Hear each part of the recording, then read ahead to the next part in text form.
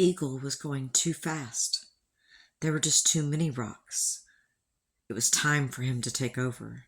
He switched to attitude hold and pitched the lander forward until it was almost level, letting the descent rocket break its fall without slowing its horizontal flight. Only 350 feet up now, Eagle skimmed over the tops of boulders and headed toward safer grounds. Armstrong planned to set down on the first clear place that he could find. Buzz Aldrin did not know about the crater or the boulders, and he heard nothing from Armstrong, who was too busy flying to get out more than a few clipped words every now and then. Aldrin was too busy to look out the window. His eyes went back and forth between the gauges and the computer readout. His hands went to the computer keyboard to extract the critical information, and his voice, heard on a hot mic by Armstrong and the listening world, was a steady stream of data. 350 feet. Down at 4. 336 and a half down. You're pegged on horizontal velocity. His voice was almost electronic. In mission control, Kranz and his controllers heard only Aldrin's stream of numbers. Telemetry told them that Armstrong had assumed semi-manual control of the lunar module. No one knew about the football field-sized crater. They knew only that Eagle was no longer following the nominal landing profile. That instead it had slowed its descent and was still moving at a good clip over the moon. Gene Kranz knew then that the partnership had all but dissolved, and that the center of gravity of the decision-making process was no longer some point midway between himself and the moon. It was Neil Armstrong. Charlie Duke knew it too. He said over the loop to Kranz, "I think we'd better be quiet." There was nothing to do but listen to Aldrin's voice and hope that the fuel held out. Armstrong flew onward, sharing control of Eagle with the computer. As he cleared the big crater, he was careful to pitch Eagle back again to avoid building up too much speed. Below, he could see a string of boulders. He banked slightly to the left just to get away from them. The response was sluggish and familiar. The lunar module was a much better flying machine than he had expected, easier than simulation. The little toggle switch to control their rate of descent, the one he had been skeptical of back on Earth, was working well. Now Armstrong pushed it several times to slow their fall even more. The moon rushed up at him, new terrain advancing quickly over the horizon.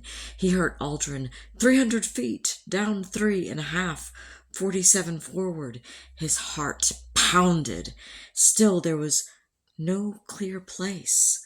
The clock seemed to race, and he had to buy time to search for a spot. Armstrong slowed Eagle's descent rate. "How's the fuel?" Armstrong's voice was quiet, almost relaxed. 8%, Aldrin answered. That was less than they'd had in the simulations. Now at last Armstrong saw what looked like a patch of smooth ground just ahead. "Okay," Armstrong said. "Looks like a good area here." Aldrin stole a moment to glance out. On the bright ground, 250 feet below, was a dark silhouette, clearly recognizable as the lunar module.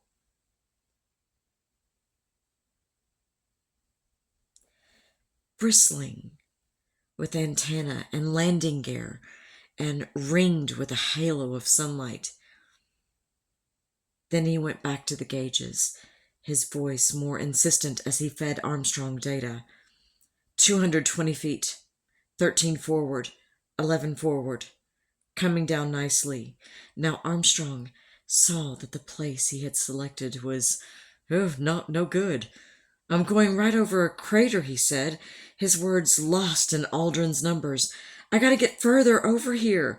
Again he nudged the hand controller forward, leveling the craft, using the last bit of forward speed to clear this last crater.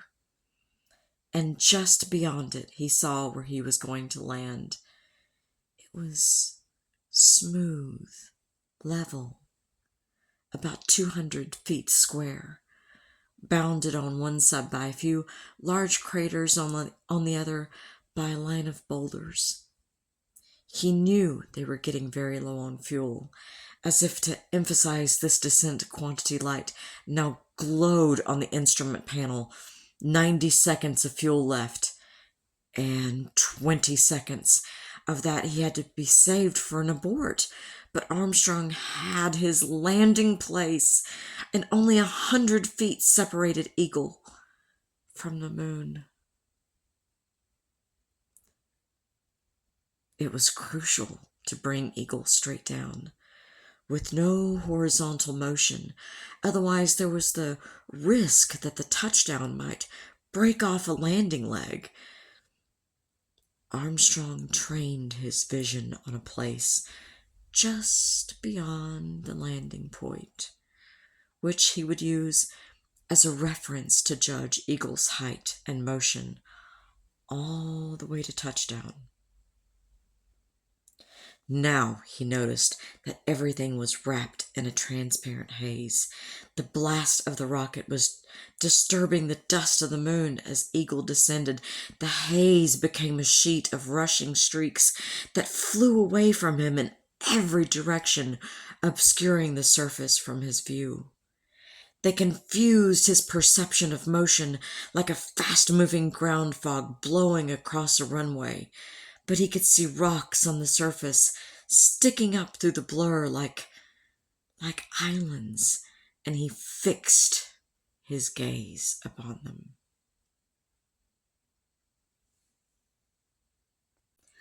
Armstrong clicked the rate of descent toggle until Eagle descended no faster than an elevator.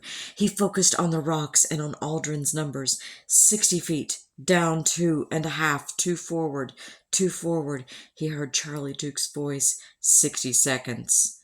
A minute's worth of fuel left until he and Aldrin would be forced to abort. In mission control, stomachs tightened. No one knew about the big crater and Armstrong's efforts to avoid it. They knew only that in almost every simulation, Armstrong had landed by this point, and everyone from the controllers riveted to their displays to the VIPs who watched in agonized silence, knew that every second brought Armstrong and Aldrin closer to their abort limit. Even now, it was impossible to know how this would end.